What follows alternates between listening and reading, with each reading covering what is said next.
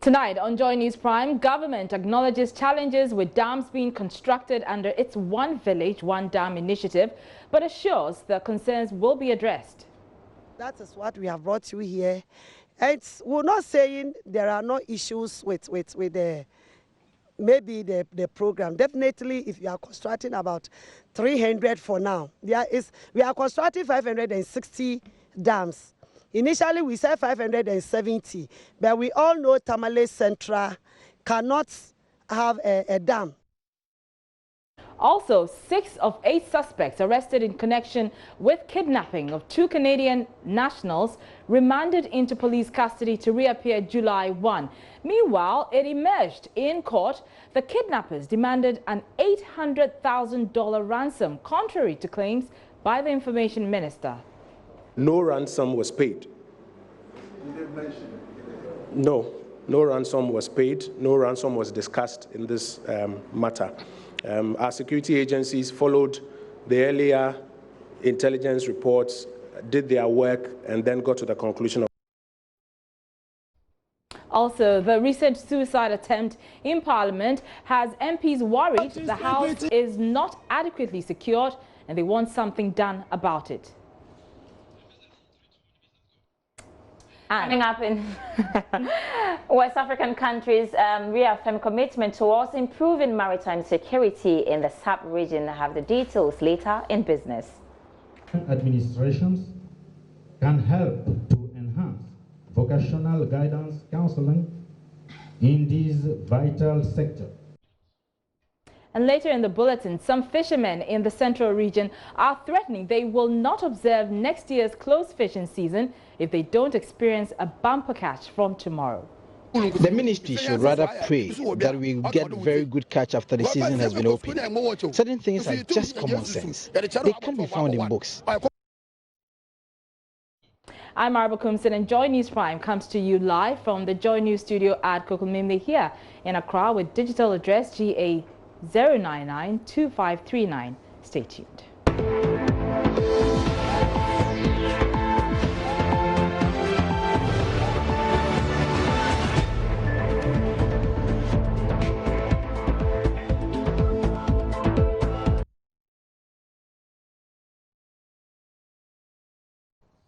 Thanks for staying with us. Now, it has emerged that the captors of the 2 Canadian nationals kidnapped in Kumasi last week demanded $800,000 as ransom from the girls' parents.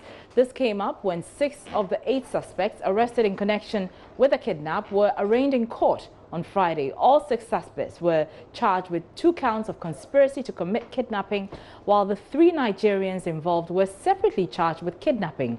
There's more in this report.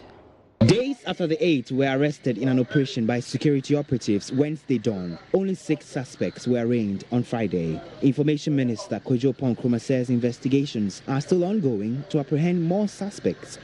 Intelligence gathering efforts enabled the security agencies to zero in on persons who were associated with the incident.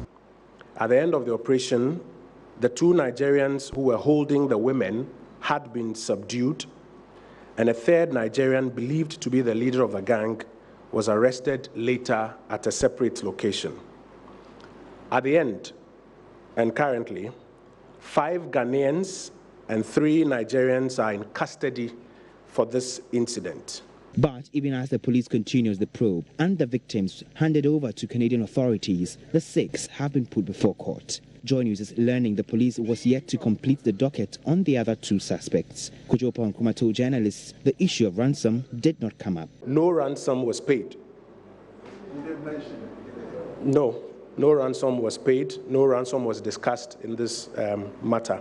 It however emerged in court the suspects demanded at least $800,000 in ransom for the release of the girls. Senior State Attorney Ms. Hilda Craig told the court leader of the gang, Agalo, got in touch with the families of the 2 girls and demanded ransom. The 6 suspects were remanded into police custody by the Accra High Court, presided over by Justice George Bwedi, after prosecutors made an appeal for further investigations into the case. The accused persons are Samson Agalo, a.k.a. Romeo, Elvis Ojiowe, and Jeff Omasa, all Nigerians. The others are Yusuf Yakubu, Abdul Nasir and Saidu Abubakari, aka Mba, all Ghanaians. All of them were charged with 2 counts of conspiracy to commit kidnapping, while Agalo Ojiyowe, Omasa and Yakubu were separately charged with kidnapping. The suspects are expected to reappear on July 1, 2019.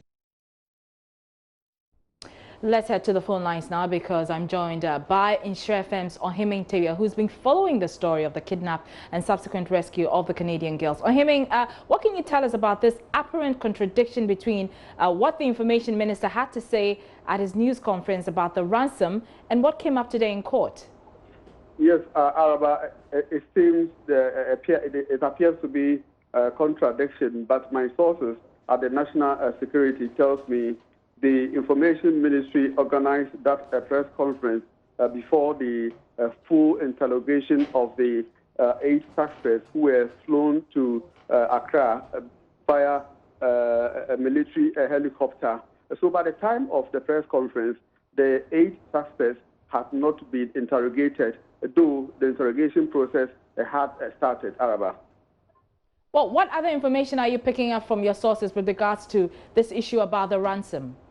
Yes, for the ransom, the mentioning of the killing or smearing of blood on the suspects, on the victims, this confirms an earlier initial police investigations at the scene where a knife suspected to have been smeared with blood was taken from the scene. And the police sources tells me they want to take this particular knife, carry out forensic examination on this knife to ascertain what type of blood was found on the knife. And beyond this, the suspects are still in the BNI custody, where, as we speak, interrogation is still ongoing. I mean, away from this, give us an update on what police is doing with regards to the threats being meted out to be leveled against the residents of, is it in Shiaisi, the area where the kidnappers were arrested? Yes, the kidnappers were arrested at Amom Achiase, near Kenyasi, in the Kwabri East municipality of the Ashanti region. And there are 2 residents who have reportedly been threatened by persons believed to be closer or allies of the suspected kidnappers. They are believed to be those who are yet to be arrested in that regard. And I must say, apart from one person, 35-year-old trader, who reported the incident to the local police at Kenyasi, the other person, I'm told, is yet to show up at the police station. But what we do know is that the Regional Police Command, the headquarters, the CID regional headquarters, has taken over investigations. Just this morning, they have been meeting with the woman and her family. And the indication is that police will do everything to provide the family with the necessary security to ensure that they are safe and in good hands. All right, many thanks. Ohiming Teria is my colleague with Instra FM in Kumasi with that update. Now, the month-long ban on fishing imposed by government to improve the country's fish stock comes to an end on Saturday, and the fishermen are excited they will be able to resume fishing once again. For some fishermen in the central region, however, being able to go fishing alone will not suffice. They say the Ministry of Fisheries and Aquaculture would have to start praying for a good catch, warning they would never agree to another closed season unless they realize the benefits of this year's directive. Richard Kojunyako has more. This is the fishing community of Elmina. On a normal day, you will see a lot of the canoes docked on the Benya Lagoon, and this Benya Lagoon flows directly into the sea. But today, it is not like that. This is a day before the announcement of the opening of the season. The season was closed in May. About a month ago, the fishermen were asked to lay down their tools and allow a month. All of these things, government explains that they are part of the fisheries management practices aimed at stocking our sea with a lot of fish. They are asking the Ministry of Fisheries to start praying that should they go on their fishing business tomorrow or on Saturday, they will get enough catch. Should that fail, then they have the fishermen to contend with, because they are not going to allow any closed season again with the same measures that were put in place in 2019. The ministry number ministry no one pekasi. The afafro kopa umuda na my ne.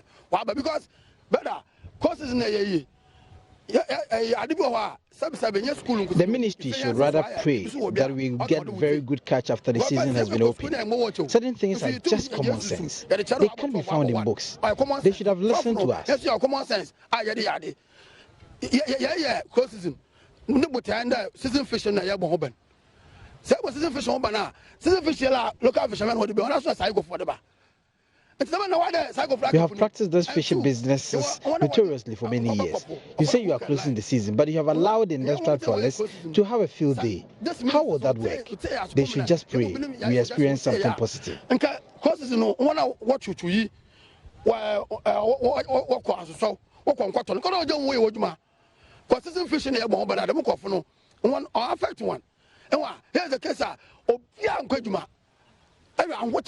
Sanamana Mancote da, unless the mamma you know closes in Bocra, because in so much an all could know, but an issue. And I'm a crumble won't talk. I defer day, well, it will be fun at dodging. And what that? And I can't have been one a bank currency, woman Yaswa. If we do not get a better catch, they should forget implementing any close season next year. We have been through difficulties. Some of us are very close to the governing party, and it's been hell for us. It was implemented wrongly. If it happens that we will sit in the house for 1 month while others continue to work, then there is something wrong.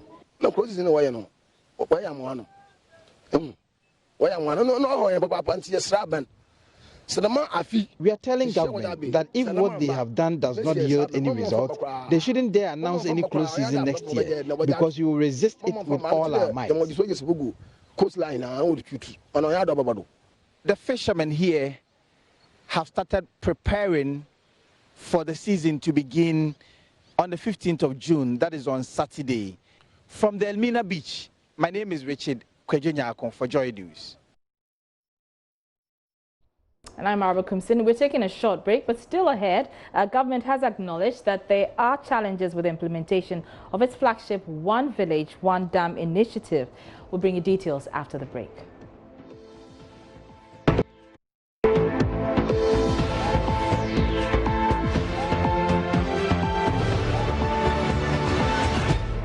You're welcome back. Now, government has acknowledged there are challenges with the implementation of its flagship One Village, One Dam initiative.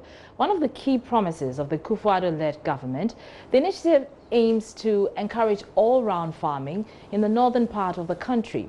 Some members in the beneficiary communities have, however, raised concerns about the nature of dams being constructed, questioning, among others, their structural integrity and capacity to meet the needs of the people. Minister for Special Development and Initiative, Mavis Howard Kumson, during a tour of the project site, said the dams are yet to be completed, assuring the concerns raised will be addressed.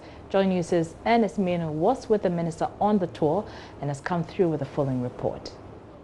The tour by the Ministry of Development and Special Initiative comes after a number of reports highlighting the state of the dams. Addressing journalists after a tour of some dams, the minister indicated that the dams are still under construction. She promised the concerns raised will be addressed before completion. You all saw that some of the projects are ongoing. We are about between 70, 80, maximum 90% completion.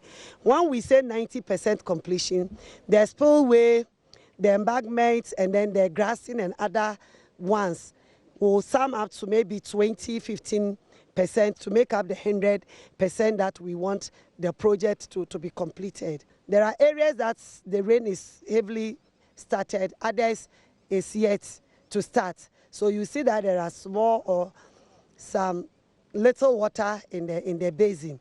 So that is what we have brought you here. And we're not saying there are no issues with the maybe the program. Definitely you have some issues.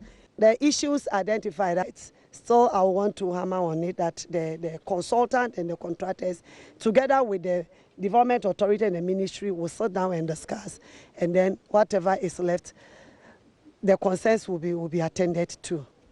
In all, we toured 6 communities. In Gunu in the Nanton district, the farmers asked government to strengthen the embankment as they fear heavy rains could collapse the dam.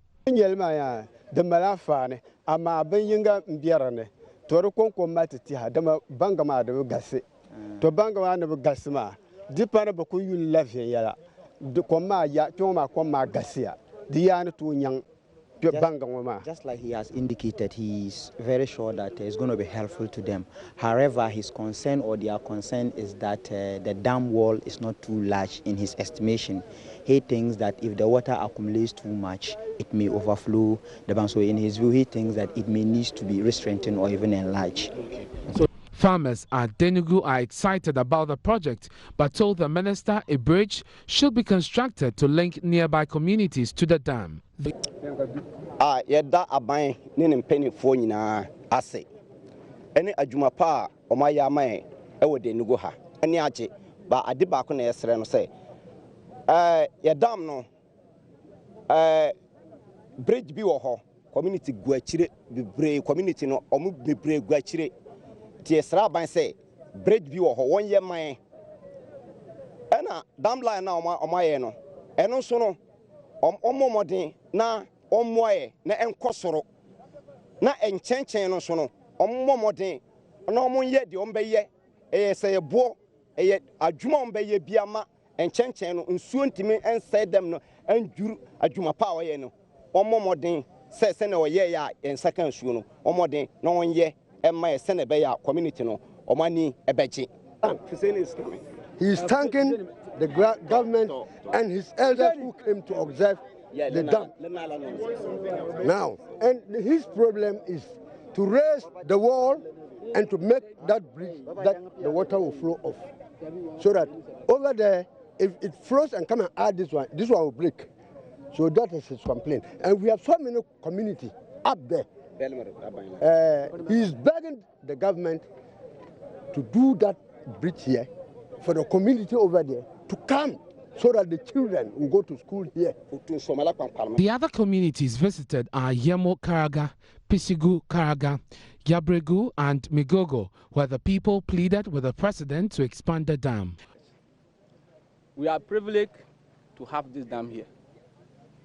You know, in Ghana, we have a lot of communities, but Migogo is a privilege to have this at the first phase. And we say thank you to the president. And we still plead that the president will let the contractor extend the work a bit for us. With all the concerns raised and inspection conducted, Hawa Kumsen said she's pleased with the work done. I will say yes. I'm satisfied because it's not yet completed. And I know by the time they will complete with the whole features of the earth dam, everybody will come to realize that it's something that needed to be done. Ernest Minu for Joy News. Now, Ernest Minu for that report. He went with the minister on the tour. He joins me in the studio now with more of what they discovered. And one of the issues that has come up is the kind of dam government intends to build and what the beneficiary communities expect. Ernest, as well as Albert Sori, who has joined via Skype, will be helping us answer that. Let's start with Albert. Albert, what do you make of what the minister has been saying after her tour? Right. So, for the communities that we visited, there wasn't a single dam that the people did not raise issues with. For example, in Bongo, where we visited 2 of the dams and brought the report. Most of the community members we spoke with said that when they were doing the community engagements before the dams were constructed, they told them that they were giving them dams that could be used for irrigation purposes. Now, the 2 dams that we visited at a community called Ayopia and the other one was at Cabre, they said that the dams were too small for dry season. Only their animals could drink from these dams. So that's for Bongo. In Kasina Nankana, where we went to Kajelo, they said that the contractor didn't even listen to them. He went ahead to construct the dam. After about a week, he left the site and didn't take their consents. And before they realized, when the first rain came, the bank collapsed. So it is one thing what the community members are saying. Generally, they are not so satisfied with the work that has been done. And it's another thing, the minister is saying that she's satisfied with what has been done so far. But what I've seen is that the communities that the minister visited are not the same ones that we visited in the Upper East region. Right. Let me come back to the studio. Ernest is with me in the studio. Ernest, you were with the minister. I'm sure that the issue of the nature, the concerns that the residents and the chiefs had raised about the nature of dams that had been constructed, it came up. What did the minister have to say about that? Absolutely. At the heart of this issue is, are we constructing a dam, a dugout? What exactly do you want to give to the villages? Right. Well, at one of the sites, the consultant for the ministry as far as this project is concerned, Bismarck Azopogu, spoke to us to explain. He says they are building earth dams, and I think we can listen to him explain further. Now, when we talk about the embankment, it is, once it's an air dam, the dam mainly is composed of clay material from the borrowed pit over there. Now, this particular ground we are standing on had a live storage capacity of 2.5 meters. In other words, the valley itself gave us a depression of 3.5 meters. We are having a freeboard of 1 meter, meaning that the live storage capacity from the valley bottom to the top is 2.5. However, there is a dugout in the dam, which I think is one of the mistakes that the media has often been making with small air dams and dugout. Now, a dugout is a depression created to hold water below the ground level. Now, below the ground level, we have 2.5 meters deep, which is called the depth storage. If you add that to the live storage of 2.5 meters, we have a total storage capacity of 5 meters column of water. This is the upstream portion of the dam. All these grasses you are seeing will be inundated by water until it rises up to the point of the spillway, then it spills. Now, this is the first phase of this particular work here. The contractor is the first phase. The second phase of the project is the slope protection, where there will be a riprap on the upstream portion and then grassing on the downstream portion of the dam to protect the slopes. All right, so that's the contractor there. But another issue that's come up, the consultant, right. But another issue that has come up is the duration within which these dams or earth dams, not dugouts, are being put up. Yes. How long does it take to put up one dam? Well, the contractor, I spoke to a contractor at one of the sites, the very site where the consultant spoke to us. I think this was Pussy Gukaraga. He tells me that if you have all the resources and all things being equal, within 2 weeks, it should be possible. But the reason why even that site has delays is because of mobilization issue. And the minister later told us that they are not giving the contractors money to start. So you start with your work, you raise a certificate at some point, and then you're paid. And so I'm sure that we can listen to that contractor. We'll get to that later. But, you know, one of the reasons why this issue has come up is because the president's the residents and the chiefs of some of the areas that Albert went to were raising issues about the duration. For some, it took 5 days to construct these dams, where you would think that it would require at least a week or two or even a month. Absolutely. You know?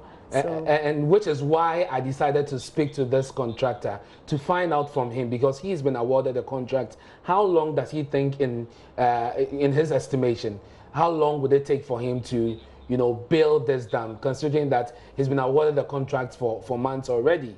And so if somebody has been on site for months, has not done the job, and it takes another person about 5 days to complete a whole dam, then there should be questions. And so he tells me that within 2 weeks, if you have everything at your disposal, you should be able to. However, resource constraints, the weather, and some other factors contribute to some of these delays. I see. And as this comes to the issue of cost, how much is one dam being constructed expected to cost? And I put that question to the minister, Mavis Akumsin. She tells me that it is between 200 and 250,000 Ghana cedis. Oh, $250,000. I'll let the consultant show you one of the dams just behind. We realized that because of the time, if we are to go to all the other places, it will be very difficult. Where we are just coming from, there are about 4 of them there, and they wanted us to go, but we said no, time will not allow us. So every district or every constituency is getting 10 of these such dams, and they spread across the 5 northern regions. It used to be the 3 northern regions, now the 5 northern regions. Yeah. Cost per dam? Yeah, it's between 200 to 250 Ghana cedi. That is the cost. Between 200 to 250,000 Ghana cedi per one. Okay, so between 200 and 250,000 Ghana cedis. That's quite a lot of money. So where's the money coming from? So government has budgeted for this. Now, initially, they were supposed to have built, their target actually is to build 560. They're rolling out 300 for now. And that money is coming from the 1 million per constituency, monies that the ministry under the development agencies are supposed to distribute to the villages. So the villages in the north that are supposed to benefit from the one village, one dam policy would have a bit of their $1 million taken for this project. All right, thank you so much. Enes Menu there with details after that tour of some of the villages, where the government's flagship policy, one village, one dam, is being implemented. Thank you very much for those details. We're taking a short break here, but still You're welcome back. Now, this week's attempt by a 35-year-old man to commit suicide in the Chamber of Parliament has got MPs lamenting about security in the House. They're concerned about how people are able to freely walk into the premises without any checks. First Deputy Speaker Joe Osei-Owusu, however, told the MPs they would have to blame themselves for not abiding by the security details in the House. Anybody who enters was aided by one member or another. If we breach the rules, if we quarrel with security men who prevent visitors we have not approved, how will the security men be able to assist us? I endure that often. But you trace, and the person entered in the name of some other MP, goes to see that MP, and then follows up to my place. All of them who come here, they check with us. If we don't give clearance, they won't come in. So the first security is we ourselves. Every place that has been designated for MPs only, we assist non-MPs to use. We use our cards from our assistants to enter the tunnel that is reserved for MPs only. The lifts that are reserved for MPs only. We enter with our visitors first, and then others look at them. So while we're asking security people to do, leadership to do that, I was in my office working on some letters, and 2 gentlemen entered my office. And when I asked them how they got access to my office, they couldn't explain. Mr. Speaker, these are very challenging times, and we need to be much more resolute in asking that our safety be prioritized. And I want to call on leadership to take our security concerns very seriously. It's not sufficient to swipe a card to enter Job 600. We want all the precincts of Parliament to be equally secure. We all agree here that this is a chamber block. No visitor should be allowed to sit at the public gallery.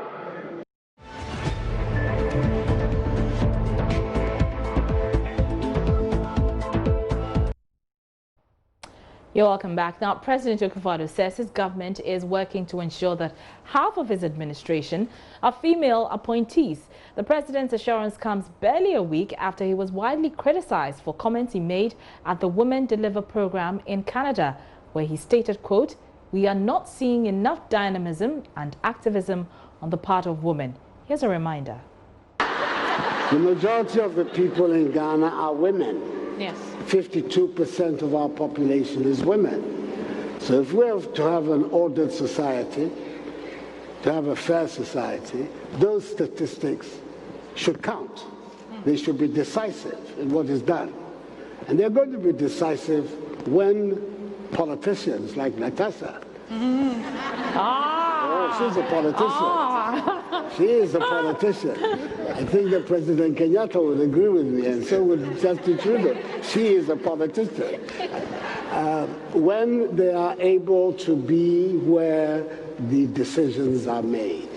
Because at the end of the day, communities or groups talking for themselves and being representative does not translate into power. The most important thing is power, that you sit around the table whereby the decisions that you make are enforced and become the norms and regulations by which the society lives. So I think that is the, for me, what I've seen in the 2.5 years that I've been in office, that not enough movement is being made by the 52% of the Ghanaian population that are women to be able to be in the position to make these decisions. The cabinet that I have, some 30-odd% of them are women. 30%. 30%. Is not good enough. So next, it doesn't 20% reflect more next year. Well, yes.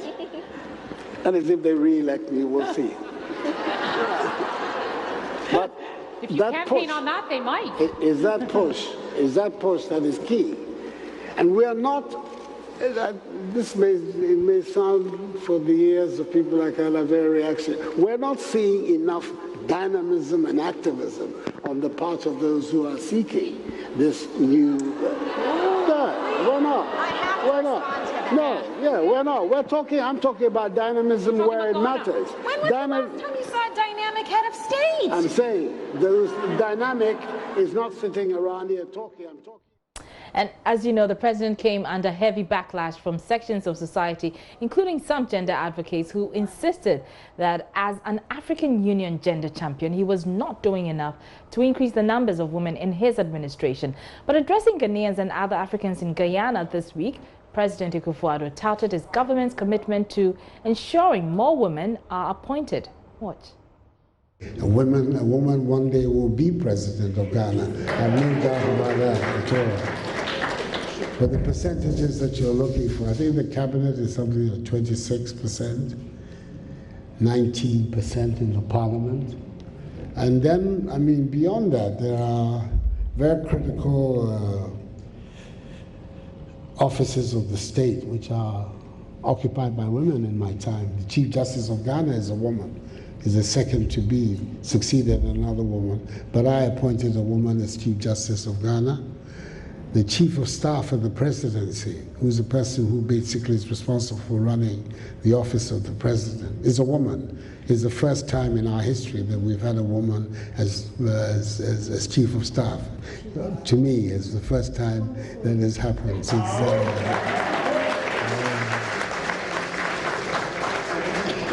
when you're looking inside the cabinet, you find that several of the most important offices are in fact being held by women. Of course, you've seen the foreign minister here, the tourism minister, the attorney general, the woman responsible for telecommunications, local government, the fisheries and the aquaculture, sanitation and water resources, all of these are women. So the commitment is completely transparent and is strong. We are working towards the 50-50. That has to be the goal, and yeah, that has to be the goal. In other stories, candidates who sat for this year's Basic Education Certificate examination at the Tuna Senior High Technical School Center have expressed worry over the delay of the start of the examination at various centers. According to them, all the 8 papers written at the center started over an hour late after the stipulated time. The examination papers are lodged at Bole and have have to be transported to the center daily, a situation they say could be done away with if a depot is opened at Sola. Joy News' Upper West correspondent Rafiq Salam has more. The candidates in this hall behind me are expected to take their last paper, which was scheduled to start at 9 o'clock. But here is the case. The time is exactly 5 minutes past 10. The paper hasn't started yet. 241 students from different junior high schools in the Sola Tuna Calabar district are writing the basic education certificate examination at this center here at Tuna Senior High Technical School. The stipulated time for the start of the paper is 9 a.m. But per the rules and regulations governing the examination, candidates are supposed to be seated 30 minutes before the start of the paper. However, these candidates have been seated for close to 2 hours and no sign of the paper starting. They have only been given answer booklets which they have closed eyes on. The students are unhappy with the delay of the start of the paper. Well, we sit and wait for the papers and the papers are not coming. It causes us to be sleeping. And that way, some of us sleep on our papers and we spoil our papers.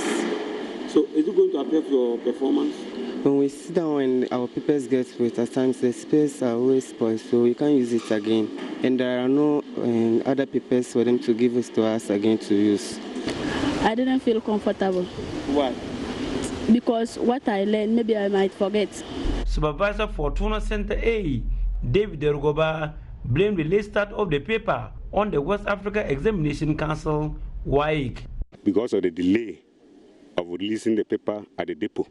Because when you go to early until a certain time before white people are able to release the paper to you.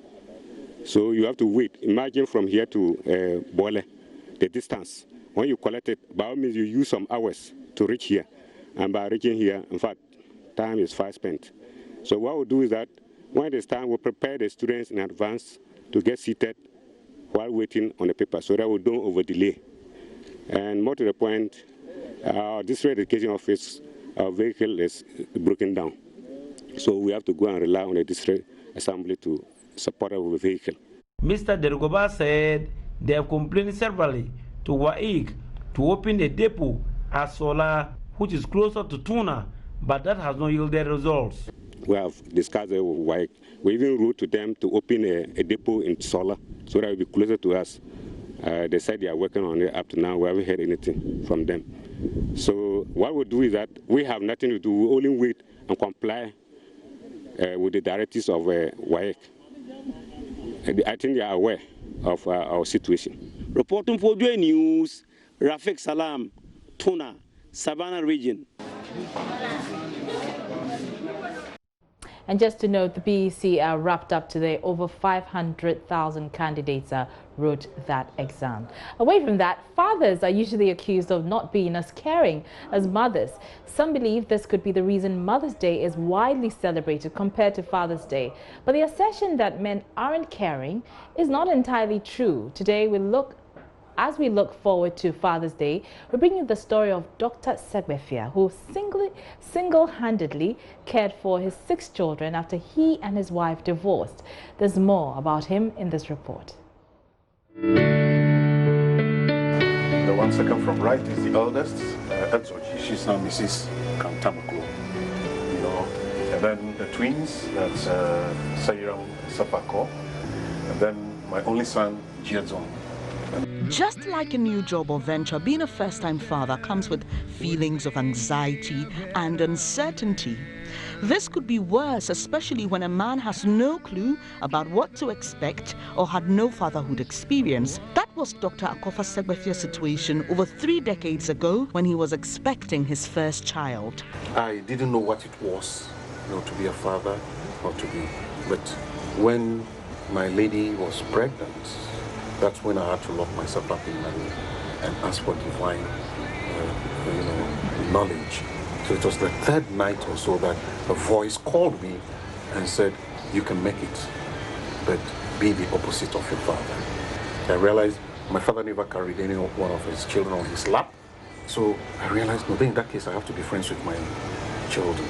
I never saw my father help any of his wives in any circumstance. I mean, physically, no.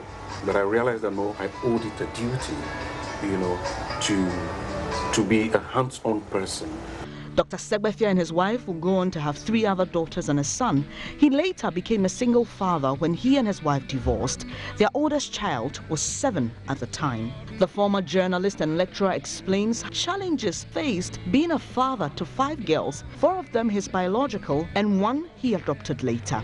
As for the reason why we had to part ways, it's not for public consumption because she might have her side of the story. The challenge was when they reached the age of puberty, especially when the twins were with me, because the senior one was in Aburi Girls at the time. And when the first one had her first menstrual flu, you know, she didn't know what it was. She only called me, "Daddy, this is what is happening to me," and all that. So I gave the first, I want to call it my first aid, what to do. I gave her a note when she went to school, one Mrs. Kumale, you know, this is what is happening. You are a woman, they will understand you better. Do this for me. Dr. Segbefia has this advice for young fathers, especially single ones. It's good to have wealth to take care of your children, but you cannot chase wealth to the detriment of your child's upbringing. You know, so let us always have time for the child.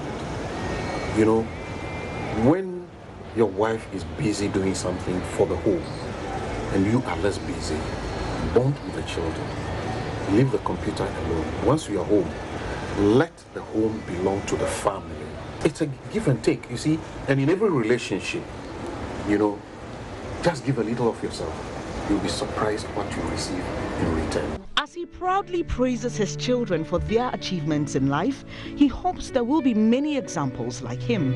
For Joy News, Benis Abubeidulansa. And a happy Father's Day in advance to all fathers, especially those doing a yeoman's job raising children single-handedly.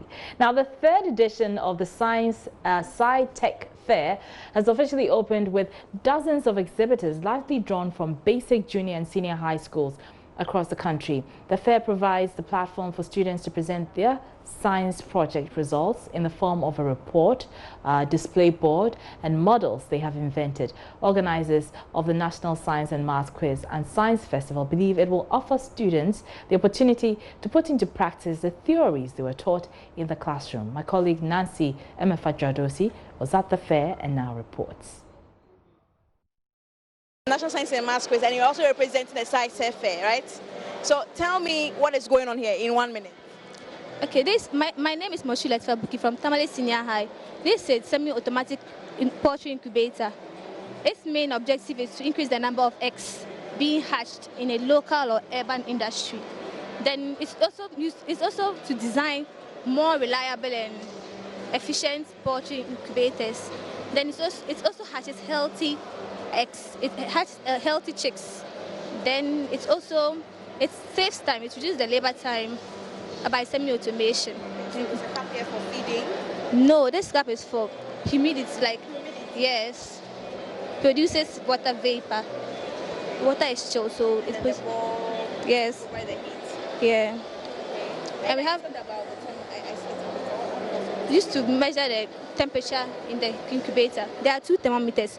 This one is used to measure the temperature for this side, and this one is used to measure the temperature for this one too.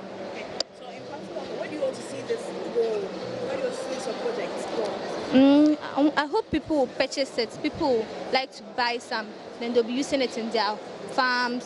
So it's a very easy method because you can hatch a lot of eggs using this. So I would like to see it. How many eggs have you hatched so far? We can hatch about 500. Yes.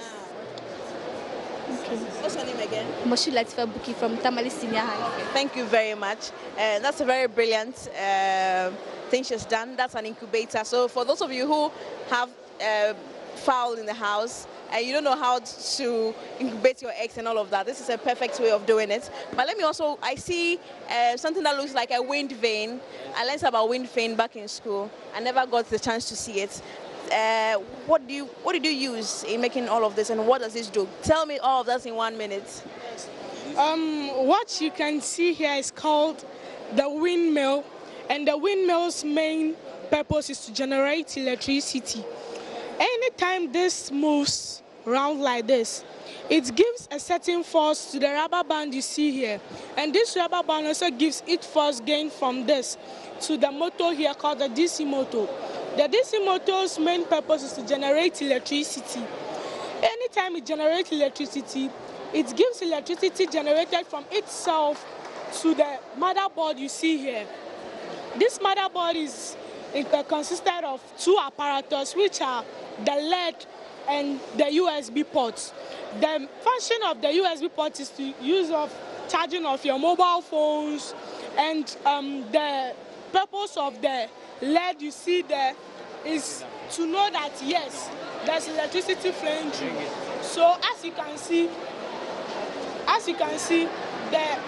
the phone is charging. You're still watching Joy News Prime with me, Arvo Kumsi.